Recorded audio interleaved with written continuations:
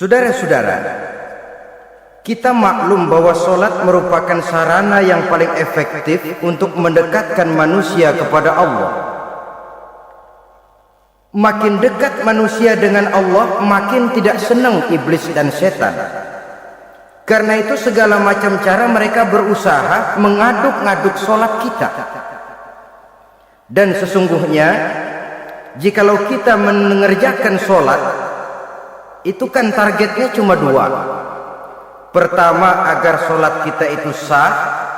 Yang kedua, agar sholat kita itu qabul, yakni diterima oleh Allah. Kalau soal sah dan tidak, ukurannya gampang. Saya kalau ditanya orang, Pak, sholat saya sah atau tidak, saya bisa jawab. Saudara, sholatnya syarat rukunnya cukup apa tidak? Cukup, sah. Itu kalau perkara sah. Tapi kalau sudah perkara qabul, Pak, sholat saya diterima atau tidak oleh Allah, ini saya tidak bisa jawab. Kenapa? Soal qabul mencakup masalah batin. Cuma ukuran logikanya, kalau syarat rukun cukup, insya Allah qabul. Saudara-saudara kaum muslimin rahimakumullah. Oleh karenanya, pada saat kita sholat, iblis, setan datang dari segala macam penjuru supaya kita kehilangan rasa khusyuk.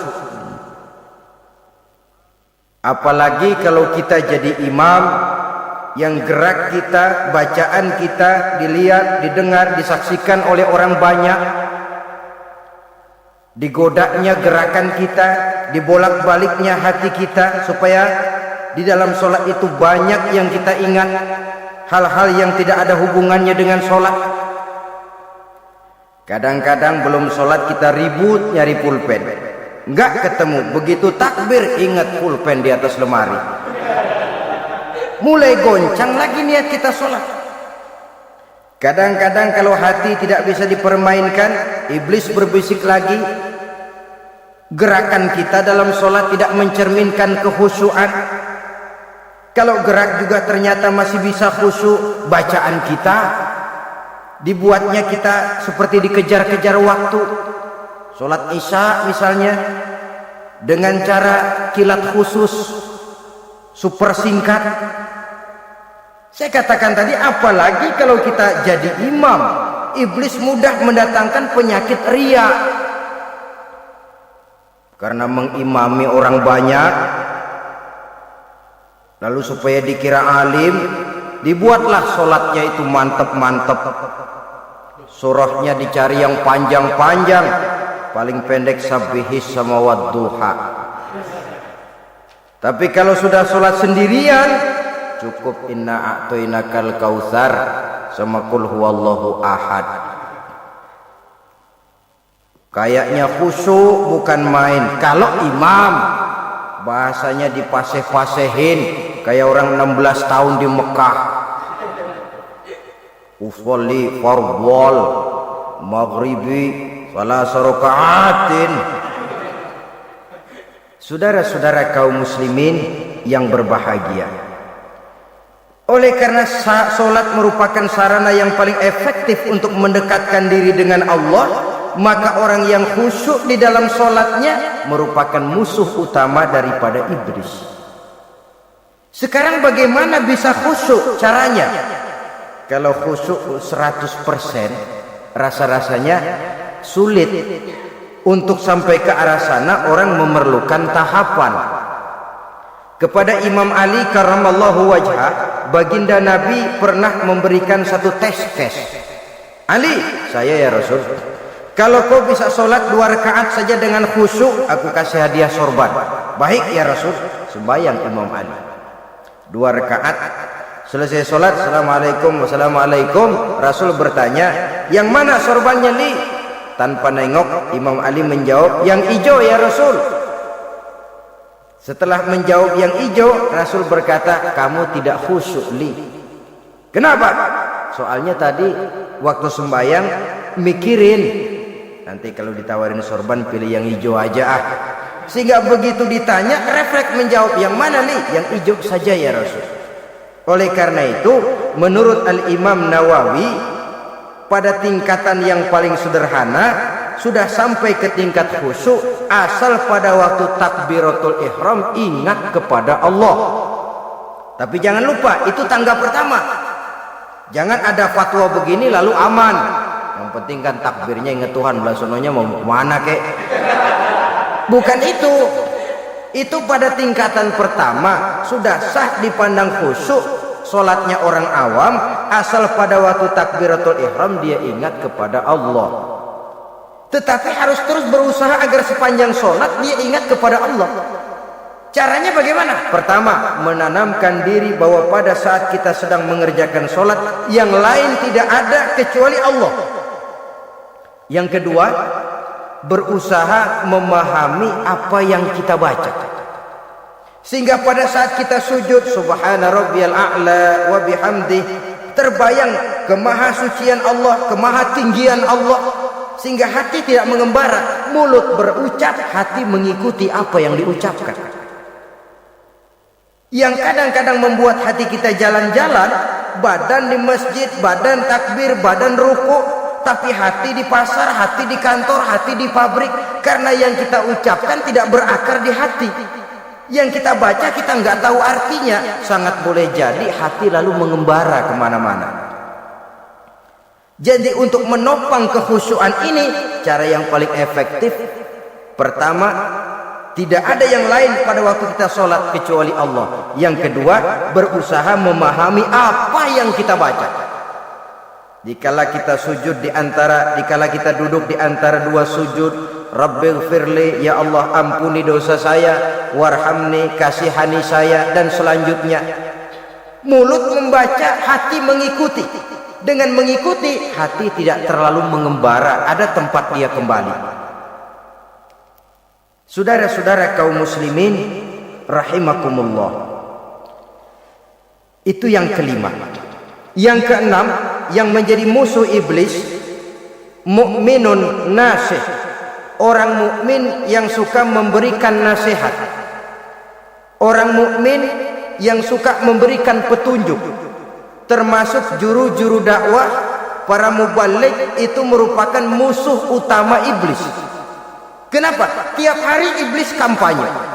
Tiap hari iblis mengajak dengan segala macam cara yang kalau perlu dia berikan kamuflase. Dia berikan fata morgana. Kalau perlu yang haram dia bungkus dengan merek halal. Kalau perlu kejahatan dia bungkus dengan baju kebajikan. Istilahnya racun diberi merek madu. Dan itu wajar. Cuma kita tentu harus punya filter, daya saring positif agar tidak salah pilih. Karena iblis ini pintar betul. Kalau kita khusyuk dalam sholat, dia tanamkan kepada kita misalnya seperti tadi itu.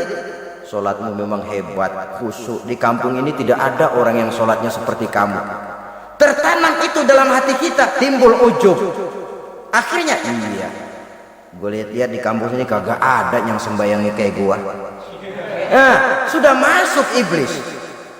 Jadi dia pandai mengikuti gerak hati dan irama denyut jantung manusia ini. Kemana kecenderungan manusia, ke situ dia masuk. Pendeknya iblis itu ibarat tukang joget, dia ngerti bener irama kendang. Saudara-saudara kaum muslimin rahimakumullah. Termasuk juru-juru dakwah, para mubaligh, orang yang suka memberikan nasihat ini. Mereka memberikan filter kepada umat, kepada jamaah, jangan sampai salah pilih. Dan iblis menyesatkan kita supaya kita salah pilih. Satu contoh ringan. Kalau di depan saudara ada dua buah gelas, yang segelas isinya jamu, yang segelas sirup, kira-kira saudara minum yang mana? Jamu apa sirup? Sirup apa jamu? Orang yang pikirannya panjang, dia pasti minum jamu. Pahit memang, getir memang, tapi besok badan sehat, tenaga kuat, gairah kerja ada, kreativitas timbul, semangat menghadapi kehidupan tumbuh. Orang mukmin orang yang berpandangan jauh ke depan. Pandangannya panjang. Panjang kemana? Tidak cuma ke dunia, sampai juga dia memandang ke alam barzakh, ke akhirat. Sholat itu jamu, pahit. Ngaji, hadir di majelis taklim itu jamu, pahit. Sedekah jamu, pahit. Mengeluarkan uang untuk kepentingan orang lain, enak aja minta sumbangan, datang-datang yang nyari peres keringat banding tulang gue, lu datang-datang mau minta. Yang enak ngumpulin harta lalu bakhil bin pelit alias medit. Itu jamu. Saudara hadirin yang saya muliakan, sedekah jamu pahit, puasa jamu pahit, jihad jamu pahit. Tapi nanti begitu kita meninggalkan dunia, masuk ke alam barzakh, apalagi pindah ke akhirat, baru terasa, aduh nikmatnya dulu kemarin itu minum jamu, sekarang badan sehat, tenaga kuat, kerja semangat. Nikmatnya dulu saya waktu di dunia sholat, rajin ngaji, suka sedekah, suka menolong orang. Sekarang terasa manfaatnya begitu saya berada di alam barzakh, apalagi sudah dibangkitkan di padang mahsyar di akhirat nanti, terasa seluruh kebajikan yang saya kerjakan. Nah, orang yang berpikir jangka pendek cuma ngelihat yang ada di depan hidungnya saja. Ngapain minum jamu getir, sirup nih manis, dia minum, dia ambil sirup minum, manis memang pada waktu minum, tapi besok bibir jontor. Meninggalkan perintah Allah, sirup itu manis. Tidak sholat, manis. Tidak bayar zakat, sirup manis. Tidak mau puasa, sirup manis. Manis sekarang. Tapi nanti besok begitu masuk ke alam barzakh, begitu dibangkitkan di padang mahsyar di akhirat nanti, merintih kita menahan penyesalan yang sudah tidak ada artinya lagi. Sampai-sampai penduduk mahsyar itu ada yang berkata, diceritakan dalam Quran, ya laitani kuntu turaba. Wahai celaka, kenapa kita nggak jadi tanah saja? Menyesali kejadiannya. Andai kata mereka bisa kembali ke hidup di dunia lagi, mereka akan minta kejadian yang kedua untuk berbuat baik. Tapi tentu sudah penyesalan yang tidak ada gunanya lagi. Maka saudara-saudara, emang cuman jalan duluan kecebur di sumur yang nyesel duluan. Ada orang jalan yang paling depan kecebur di sumur, itu tuh nyesel duluan katanya. Nyesel duluan, yang lain mesti nyeselnya belakangan. Saudara hadirin yang saya muliakan, nah, orang yang suka memberikan nasihat kepada orang lain dimusuhi iblis. Kenapa? Tentu nasihat yang membawa kebaikan. Iblis nggak senang betul itu. Kita nasihatin teman, udah berhenti dah yang pada mabok lagi. Iblis gergetan bener, ini orang dilarang lagi. Kita nasihati teman, udah jangan masang-masang lagi dah, nggak bakalan kena, dikebohongin. Nggak ada orang jadi kaya masang judi, bangkrut malah loh. Ini kan termasuk tipu daya iblis, judi dinamain sumbangan. Itu sama saja itu madu, racun mereknya madu. Judi dinamain sumbangan. Di belakang beca pada nyumbang, kayak orang kaya lagunya.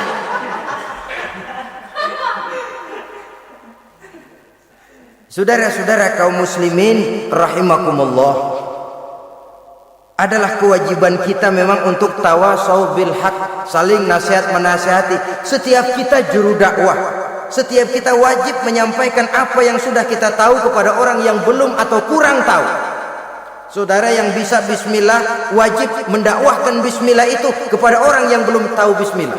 Saudara bisa Fatihah harus menyampaikan itu kepada orang yang belum bisa Fatihah. Persetan dengan orang lain. Apalagi yang cuma kerjanya ngeritik saja, lu baru bisa Fatihah doang udah ngajar. Biar aja yang diajarin gak bisa Fatihah. Apa masalahnya pemerataan di bidang keilmuan?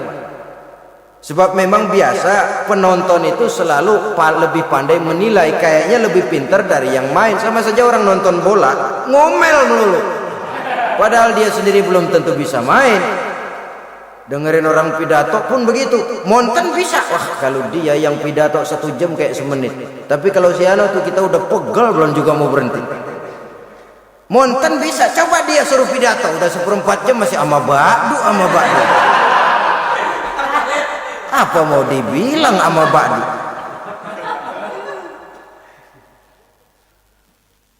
Yang ketujuh, yang menjadi musuhnya iblis, taibun sabitun ala taubatihi, orang yang bertaubat dan tetap di atas taubatnya.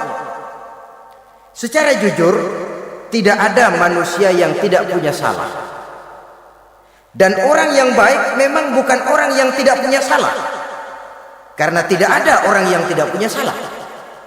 Orang yang baik adalah orang yang apabila melakukan kesalahan dia segera sadar, dijadikannya itu sebagai pelajaran untuk tidak diulanginya lagi pada masa yang akan datang.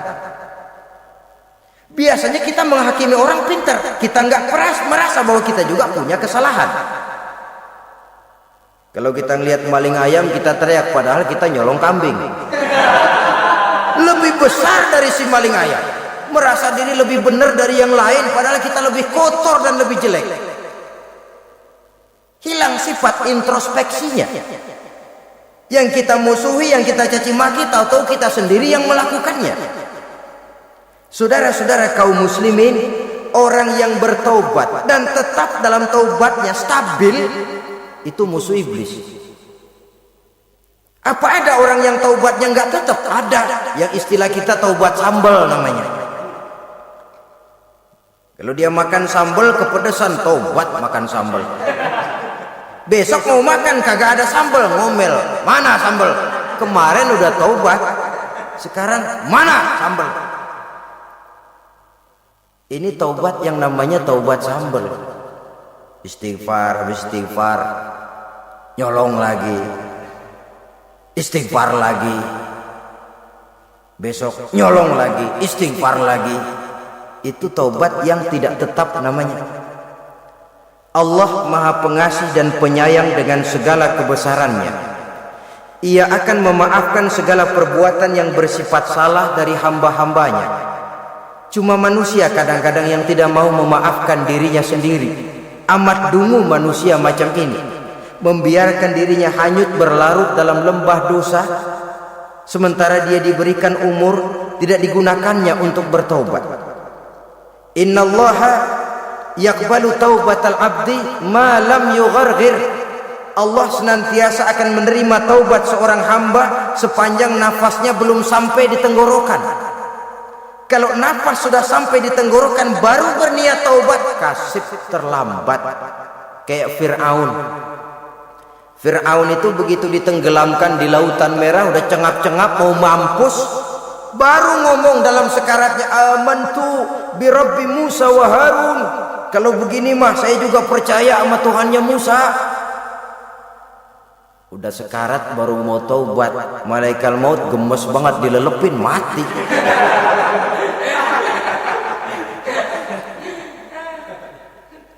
Nah, kepada adik-adik remaja, biasanya kalau sudah bicara taubat, pikiran kita, taubat mah urusan 70 tahun ke atas. Kita masih lama ini. Sebenarnya tidak.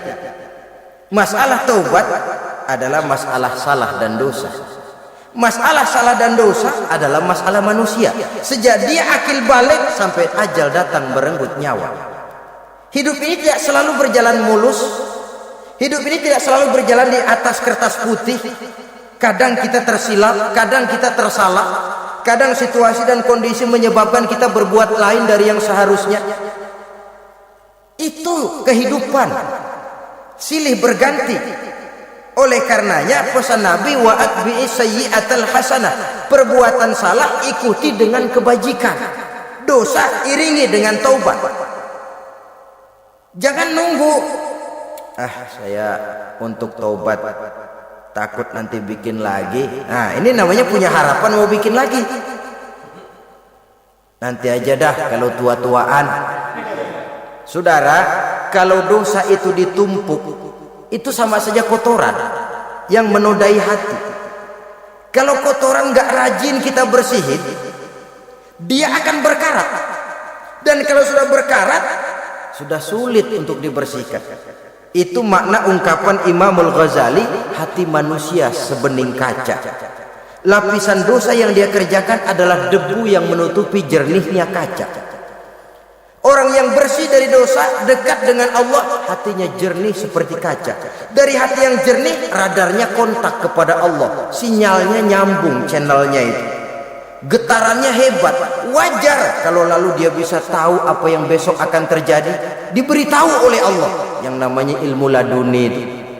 Ilmu yang ditransfer langsung oleh Allah karena kebersihan hatinya. Mana ada orang nggak belajar bisa pinter? Iya, kalau hatinya butek emang nggak ada. Tapi kalau Allah mau berberangkat dari hati yang bersih, yang kontaknya nyambung kepada Allah, hati itu seperti kaca, kata Imam Ghazali. Dosa yang kita lakukan adalah debu. Kalau debu sedikit datang, kita lap, datang lagi kita bersihin, datang lagi kita bersihin, insya Allah nggak sampai jadi noda di atas kaca itu. Tapi kalau nunggu debu itu sampai bertumpuk, besok aja ngelapnya dah, besok aja ngebersihinnya, bertumpuk dia, sulit membersihkannya. Walaupun kena, nodanya tentu tertinggal di atas kaca itu. Karena itu dalam kehidupan remaja misalnya, pemuda misalnya, kita tidak bisa menolak mode, tidak bisa menolak musim.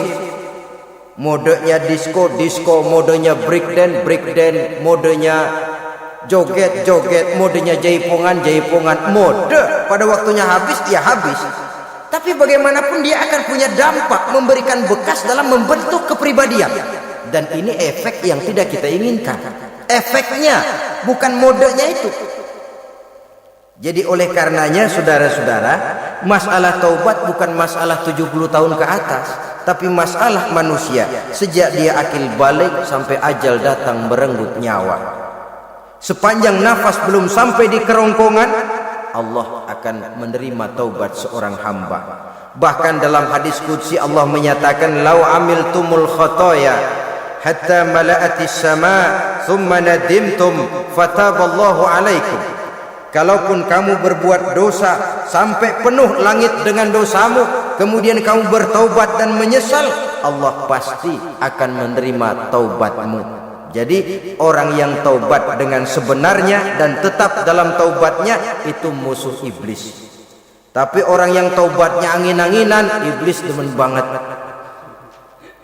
Dari sembahyang, besok mabok, besoknya lagi nyolong, besoknya lagi zina, besok taubat lagi.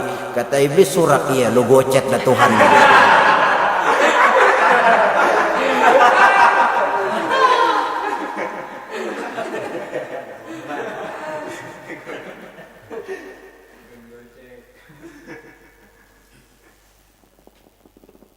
Selanjutnya yang ke-8, musuh iblis, musuh setan, mukminun yudawimu ala taharah. Orang mukmin yang membiasakan diri selalu dalam keadaan bersuci,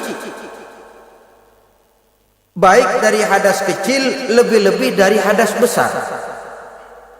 Wudu utamanya memang untuk sholat, tapi membiasakan wudu dalam kehidupan sangat baik sekali.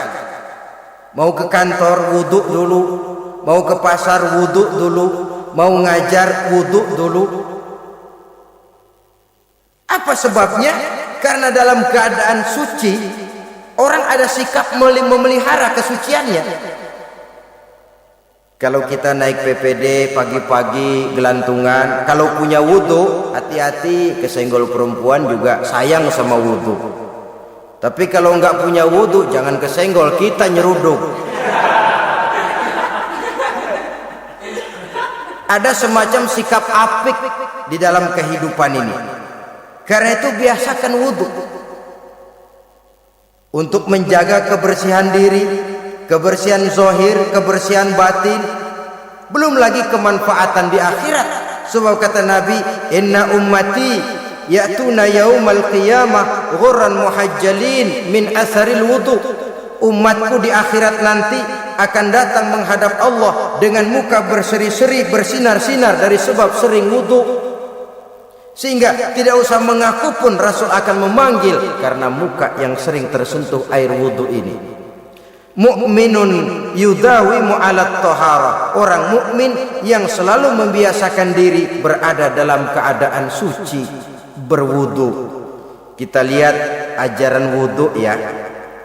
Dari sejak bacaan-bacaannya saja itu sudah membawa manfaat.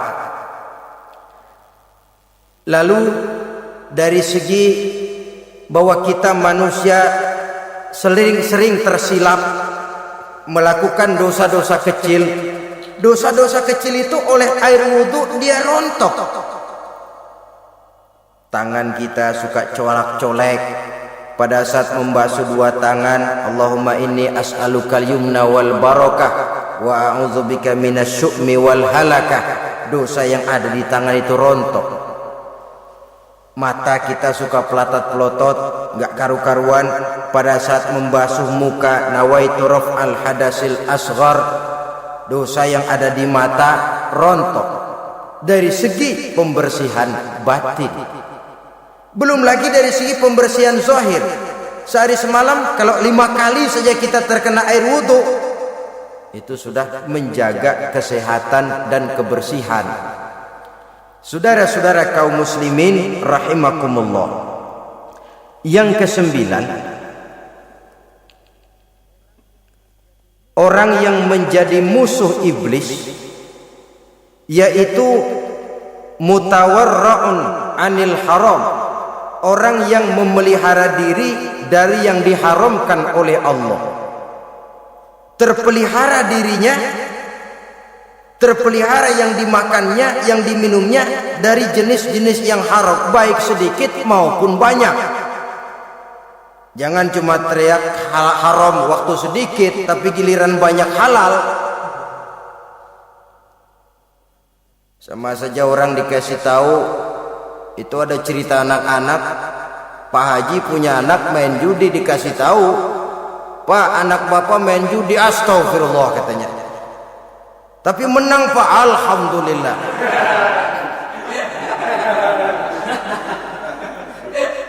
Ini kan sama saja, giliran sedikit dibilang haram karena dia nggak dapat jatah, begitu dapat banyak dan dia kecipratan jadi halal. Yang sedikit haram, banyaknya pun juga haram. Yang banyaknya haram, sedikitnya juga haram. Ada orang bilang minuman keras kalau nggak mabokkan nggak haram. Yang memabokkan banyaknya, sedikitnya tetap saja haram. Ma askaro kasiruhu faqaliluhu haramun. Apa yang banyak menyebabkan jadi mabuk, sedikitnya pun juga haram. Saudara-saudara kaum muslimin, yang ke-10 yang terakhir, musuh daripada iblis ialah mukminun rahimun. Orang mukmin yang berhati pengasih. Orang mukmin yang suka menyambung silaturahmi. Orang mukmin yang tidak suka bertengkar. Orang mukmin yang tidak suka marah-marahan. Kalaupun terpaksa marah, tidak lebih daripada 3 hari. Jadi boleh saja marah kalau alasannya tepat, tapi nggak lebih dari 3 hari. Kalau perlu bikin perjanjian, kita marah ya 3 hari. Itu limit. Tidak halal kata Nabi bagi seorang muslim menjauhi saudaranya lebih dari 3 hari. Tidak halal itu artinya haram. Kita ini kadang-kadang kalau sudah marahan sama tetangga kah, sama teman kah, kadang-kadang suka berlaku perpanjangan waktu. Tidak cukup perpanjangan waktu, ditambah lagi perpanjangan generasi. Enggak cukup kita yang marah, orang lain kita sundut-sundut supaya ngikut marah lagi. Marah pakai ngundang. Kayak mafia lagunya, udah dia marah, orang lain lagi disuruh marah. Saudara hadirin yang saya muliakan, mukmin yang punya sifat belas kasih, berhati jernih, itu musuh utama dari iblis. Tapi mukmin yang suka marah-marahan, tukang hasut dan tukang bakar, itu teman-teman iblis. Oleh karena itu, mudah-mudahan kita semua menjadi musuh iblis, dan jangan menjadi musuh iblis, jangan menjadi teman iblis. Sebab iblis sudah kadang memproklamirkan permusuhan. Sekali dia musuh kita, selamanya dia akan tetap menjadi musuh kita. Berusahalah untuk menjadi musuh iblis, dan jangan sekali-kali toleransi. Jangan berusaha menjadi teman iblis. Inilah yang kita bicarakan pada pertemuan ini. Mudah-mudahan ada manfaatnya. Terima kasih atas segala perhatian. Mohon maaf atas segala kekurangan. Wassalamualaikum warahmatullahi wabarakatuh. Waalaikumsalam.